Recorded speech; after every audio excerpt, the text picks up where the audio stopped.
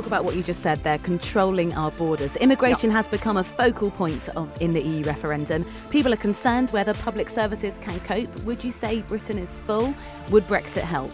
Oh, Brexit would certainly help because we would immediately be able to take back control of our own borders.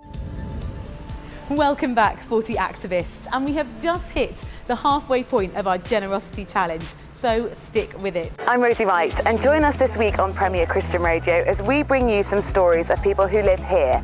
This is the Kiryandongo refugee settlement. Over 50,000 people have fled neighbouring South Sudan and sought refuge here. We fall back into this thing.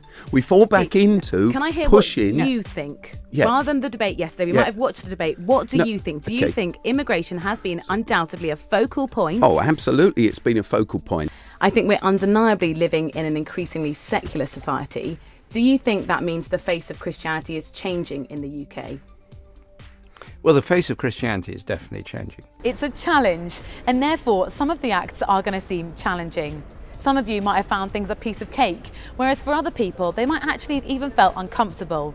But it's that generosity that's been really inspiring, so keep at it. What concrete things are you basing your decision to say the UK should stay in the European Union? So the concrete thing I'm basing my decision to stay on is that I believe that we're better together. For those who don't know your story, just describe for me what kind of conditions you were being held in. Well, the conditions, Rosie, were quite severe. For some of the time, I was in a tiled cell underground.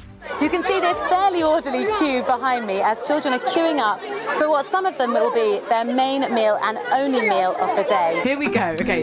Exclusive inspirational breakfast exclusive. John rapping about traffic. Now, who doesn't love a cake or two, particularly with a cup of coffee?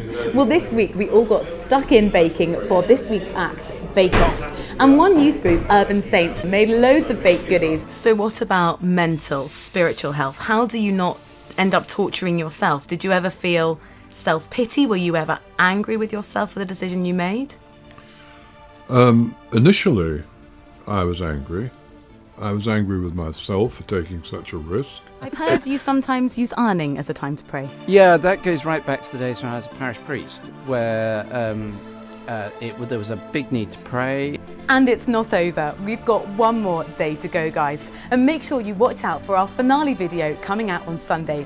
It's quite sobering to think, I'm going to go home and leave all this behind. But for those women looking after 8 or 9 children, that's everyday life. Now, I've seen some children eat half of theirs and then cover the rest up in some of their school notes to take home so their siblings can have the same. And we've been engrossed in your food pictures, sharing meals together and fellowship. It's lunchtime at Cameron Primary School. 4,800 children currently right now letting off steam. They've just had their lunch. And the main thing that struck me is these are just happy, healthy children. What are some of the most dramatic things that have happened in your ministry?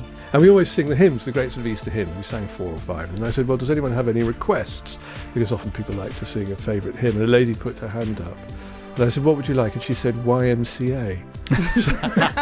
And if we wind back to Saturday's act was Spur On, and we were totally bowled over by what you've been doing. Right, you've both got one final minute. This is it. No interrupting, I'm going to have to say. We're going to start with you, Steve. Sum up why you've decided, as for Christians specifically, they should be voting to stay in the EU. Enough from me, particularly on this hammock, but see you next week. Bye.